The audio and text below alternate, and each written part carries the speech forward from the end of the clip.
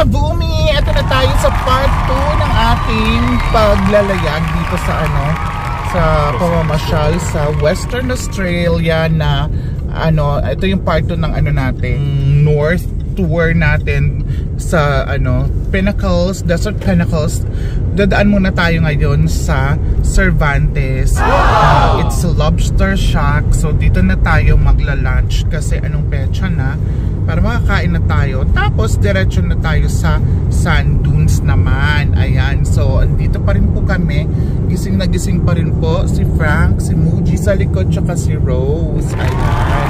So eto, papasok na tong papuntang Cervantes. So sumasaunan pa siya ng ng Pinnacles sa north.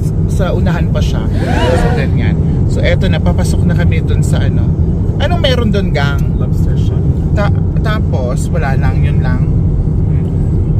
Ayun. So yun. Tignan natin kung anong eksena dun later. Okay, see ya, bye! Ayan na, welcome na daw, welcome. Ano ba to? Parang town din siya. Town din tong Cervantes. So ayun pala yun, Cervantes town pala siya. Tapos dito sa town nila merong lobster shack. Yun ba yun? Yes. Ayun, ganun pala yung may resort sila dito. Ayan, Cervantes Pinnacle Motel. Ayan, mayroon tayong mga, so very very small town lang din siya ito, diba? So ganitong eksena naman dito sa town na to. Ay, andun yung mga bahay nila. Caravan dyan. Ayan, may mga caravans. Ayan, sa gilid ito. Ayan. Wow! Kasi dyan kami tumabay ulit yan. Tapos, ayan, ito yung mga residential yata yung sa kanan natin. Kanan. Tapos may beach na doon. So, dyan sa sa unahan natin. So may Cervantes Holiday Park din doon. Dito kami na Olivia ayun, may playground din doon.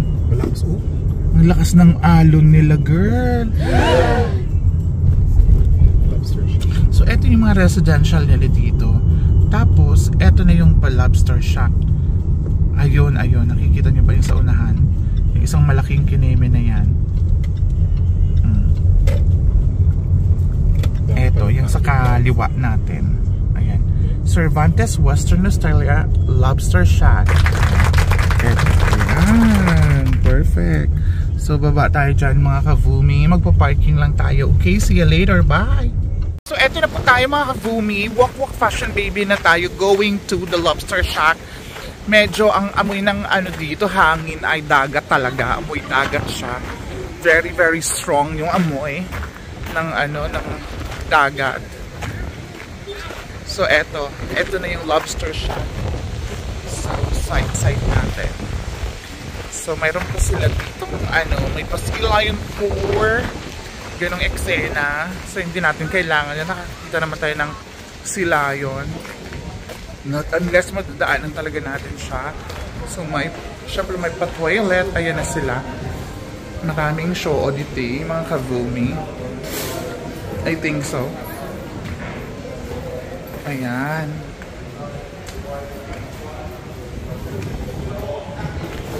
Ayan ang eksena dito sa Lobster Shack. Ano ganap doon? Ay, ganun din. So, ay napunta siya talaga.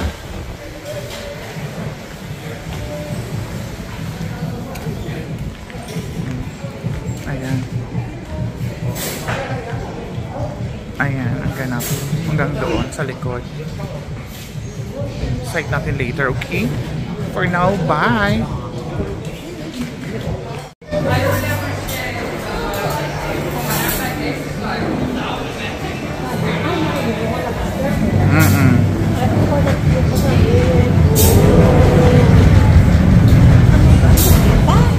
Mga urang, no? Buhi. Ay, daan, mother.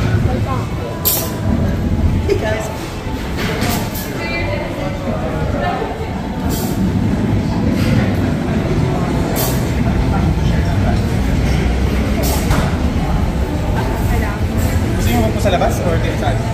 Pwede din sa labas. Bisa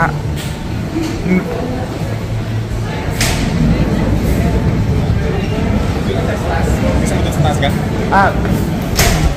Go kart saan ka? Ipipictuhan ko lang dito, oh. Parang lakas ng hangin.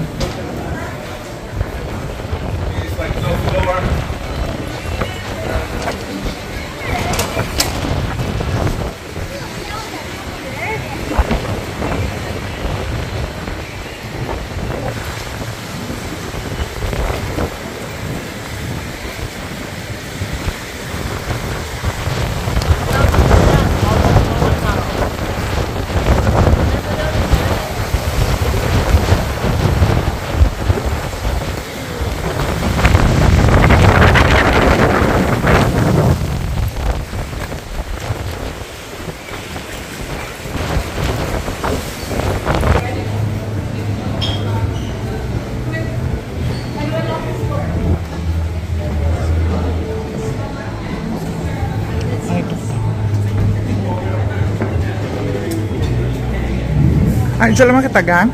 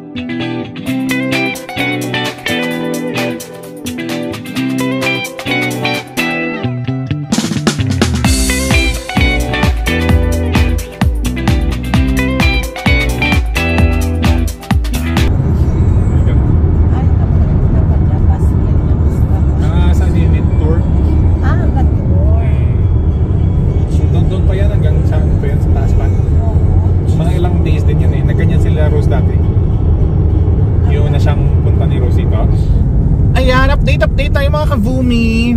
Andito tayo sa bushland pa rin, papuntang Lansilin. Doon sa desert Kineme. So malapit na tayo kasi nakikita ko dyan sa kanan natin yung sand dunes nila dito sa Western Australia.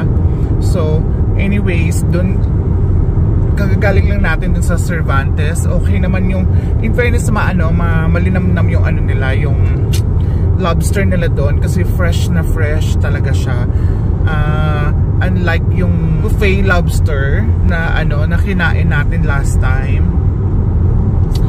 sa Soler, yon na siya, parang luma na yung iba, hindi na masarap. Yung malinamnam siya talaga, lasang-lasa mong fresh na fresh talaga yung lobster. Tsaka yung meat niya, siya talaga, alam mong fresh na fresh pa. So yun. So maganda naman doon mag-aura-aura. Kaso nga lang kanina, sobrang lakas ng alon tsaka ng hangin. Normally pag summer daw yun, hindi naman siya ganun lakas. So depende rin sa panahon. So eto na nga, palobat na tayo mga ka-Voom Voom. So see you later, bye!